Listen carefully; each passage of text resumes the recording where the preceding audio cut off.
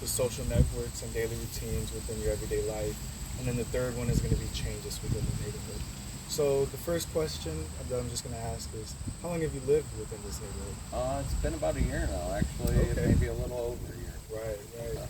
So like, how different has the neighborhood been a year ago as opposed to right now? I mean, night and day difference. Continuously, they're always doing stuff out here with the youth and stuff. I would say from a year ago to now, there's been so much, like with the greenhouses and stuff like that, Right. and the upkeep of the neighborhood. Like, it's just night and day difference. As you guys could see from the neighborhood, like, just one block over is completely different, that street. And I feel more comfortable being at than a lot of areas I've been in because of the rescue and the Right. youth and the work they're putting in.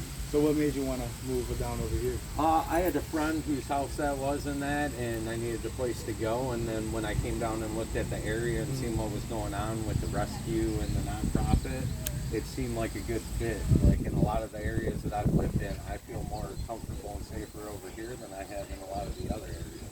And that's because of the neighbors we got, the rescue. Like, we're a very small community right over here, but we're a very tight-knit community. Like, anybody needs anything, needs any help, we're always there for each other. All it takes is one person asking and needing something, and we all try to help out. Yeah, yeah. So how would you describe this neighborhood to somebody who's not from here? I do that all the time with workers that I work with or my family, and they're like, man, you got to move out of there. You're living in Detroit. And I was like, I feel more comfortable in Detroit here than I did in a lot of Macomb County that I lived in. And as far as like East Point, Roseville, some of them areas, and they don't get it. It's hard for me to explain to them. But I told them I feel safer and better over here than I have in a lot of other areas. Right. And a lot of people don't get that or understand that, but I enjoy it. I don't even have any thoughts at all of moving, going anywhere yet. And people are surprised by that, and they don't understand it, but I guess it's whatever makes me happy. Right, exactly. At the end of the day, that's all that matters, right? So what is this neighborhood's most memorable features or characteristics? I would just say the upkeep and like the nonprofit with the gardens and stuff, and just them putting in the work, like the trees that they had done from the city and stuff and had installed for us and that, like just the upkeep in that. Like that's what I try to explain to people is like we have better upkeep over on this block and this street than most other areas. Yeah. And you think it's just because of the people in this neighborhood? I firmly believe that because, like I said, you could go a block over, a couple blocks over, anywhere in this other area, even right down the street, just a couple blocks down the street, and it's night and day difference compared to our block right here. So I would definitely say it's the rescue. Right, right. So now we're just getting into like the social networks and the daily routines. I would just kind of like to ask more about like your daily activities and the things that you do in your everyday life, these places you see and places that you go. So what are like some specific places in the neighborhood that you frequent?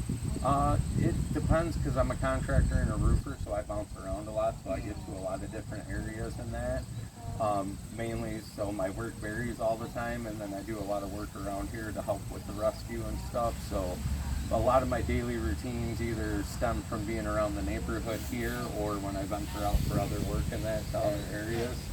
So I would say mainly the main difference is I see more initiative and stuff going on in our neighborhoods than in a lot of the neighborhoods I go to and work in. Like I said, the neighbors and stuff over here, it seems like they care a lot more over here than most other areas I go to do work in. Right. That's why I have no problems trying to do as much as I can over here to help on my end because they do so much. Right, right. So like what work have you done around in the neighborhood? Some stuff around here, like I've helped right now. I just finished building this column, fixing this column on this side of the house. That was all leaning, fixed that.